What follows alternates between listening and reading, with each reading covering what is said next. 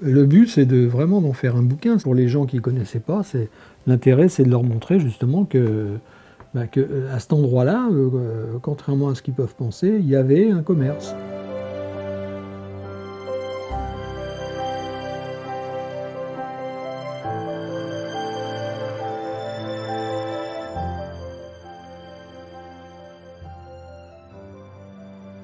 Madame André, avant d'ouvrir le bar, était bois charbon, et presque tous les cafés ou autres de Saint-Aubin faisaient en plus bois charbon. Parce que tout le monde se chauffait au bois et avait besoin de charbon. Une institution aussi que beaucoup de gens ont connue, la Providence, Madame de Castequer. La petite maison à côté, là, qui est un peu plus claire comme jaune, un petit peu plus rose, on va dire, où habite Monsieur Chanvillard maintenant. Et donc c'était une toux. C'est-à-dire qu'avant des épuisettes, du fil, de la laine, le bazar, mais vraiment le bazar complet.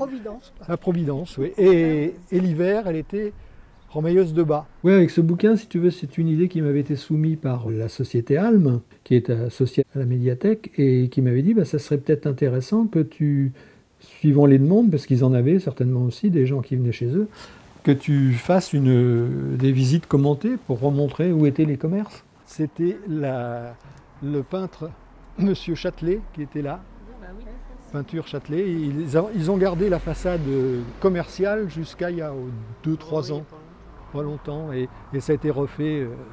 Et donc c'était pareil, c'était de père en fils, donc Ernest Châtelet, puis son fils, et puis ça s'est arrêté quand le fils a arrêté.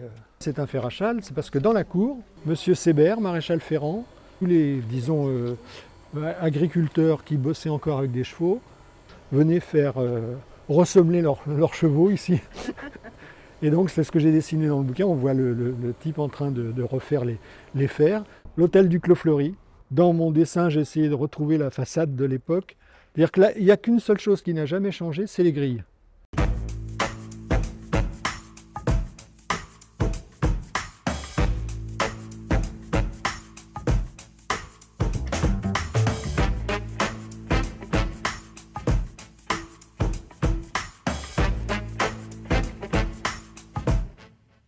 Cette façade que vous voyez là du marché, qui a été réhabilitée donc, quand on a refait in extremis, parce que ça allait disparaître à jamais, mais quand ça a été refait, on la voit. Ça a ouvert en 1926 le marché. Entre 26 et 70 à peu près, personne n'a vu cette façade-là. Parce que tout le long du mur, vous avez les photos là, il y avait des boutiques. Donc qui faisait qu'on ne voyait pas la. Et vous le voyez sur toutes les boutiques devant. Donc on ne voyait pas. On ne voyait pas, il y avait les 5 boutiques qui se suivaient l'une après l'autre. La première étant juste au coin, c'était la boutique de Martine. C'était donc avant-guerre une modiste. Bon, les modistes après-guerre, ça n'a plus tellement tenu. Et devant, sur la partie gauche où vous avez le magnifique palmier, c'était des camelots. Et qui marchaient tous les jours aussi, dont Monsieur Lorca, qui était 3 jours sur 7 au coin, là, et qui, lui, Monsieur Lorca, faisait ce qu'on disait à l'époque, vous en avez connu un peu partout, des tout à 100 francs. Les halles de Saint-Aubin pour concurrencer le marché, qui était au départ tout à fait autre chose, puisque c'était j'allais dire un dancing boîte, oui, on va dire un dancing boîte de Monsieur Watson, qui s'appelait la Potinière. Il y a eu jusqu'à une dizaine de cafés. Les gens le soir, quand ils quittaient le boulot, bien souvent dans le village ou proche du village, ils ne rentraient pas voir la télé ou ils ne rentraient pas chez eux. Ils allaient boire l'apéro, ils discutaient, faire une partie de belote, une partie de cartes. Il y avait une certaine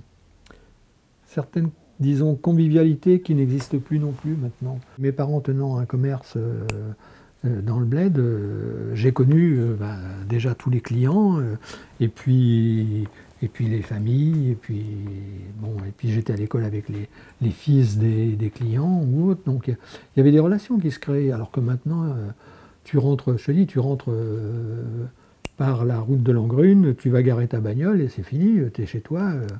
Alors, ça n'a plus rien à voir, je te dis, une dizaine de cafés, mais bon, mais bon, on n'était pas plus nombreux, on était même beaucoup moins nombreux qu'actuellement.